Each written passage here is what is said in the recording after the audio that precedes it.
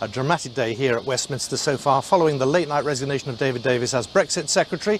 Let's talk a bit more about this. The leader of the UK Independence Party, Gerard Batten, is here with me. Also, Femi Oluwole, who is the co-founder of the pro-EU group Our Future, Our Choice. Gerard, first of all, you've just delivered a letter to the Prime Minister saying what?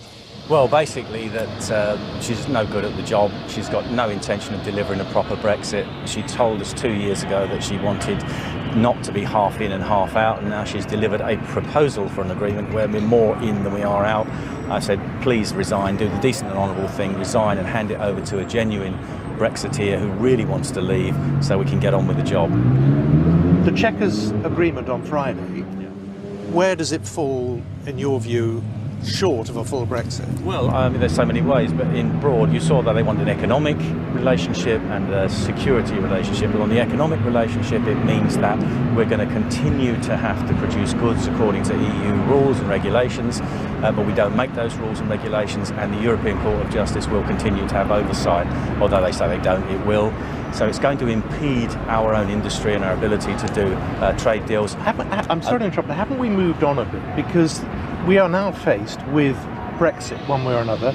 People, whether they work for big companies or whether they're in the north of England, are concerned that no one seems to know what Brexit really is. Well, I've been saying this from the start. Brexit, which should mean exit from the European Union, what does it mean to be outside of the European Union?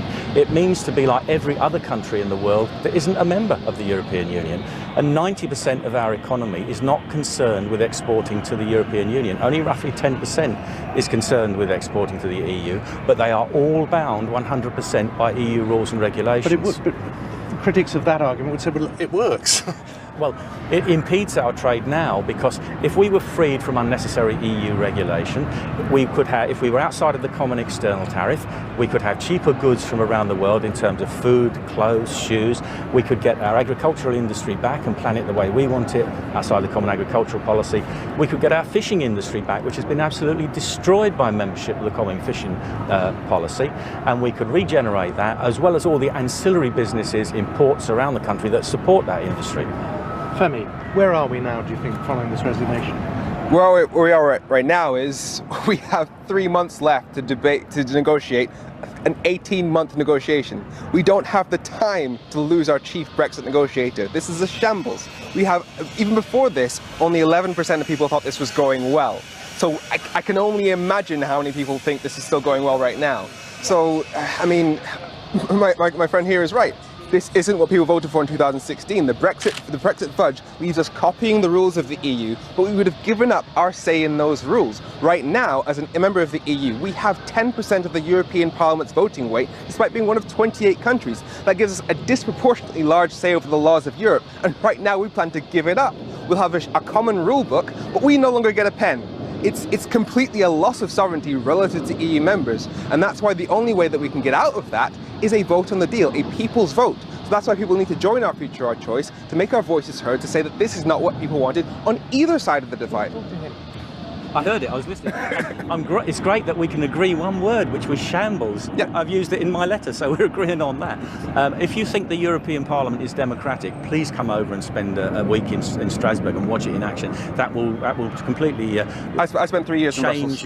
change your illusions about it being democratic. It's not. And it is a shambles, because what we should have done the week after the referendum, if we'd have had a Prime Minister that really wanted to leave, they would have said, right, we're repealing the 1972 European Communities Act as a first step. All the law will remain in place, but we're now going to repeal it according to our own priorities and timescales. Does this wash? Because we've heard these arguments many, many times. We're months away now from some sort of major step. Well, nothing we're seeing is correct. I mean, the reason why we're looking at a bad deal, the reason why everybody's saying we're going to get a bad deal, isn't because the EU is trying to punish us, isn't because Remainers won't shut up.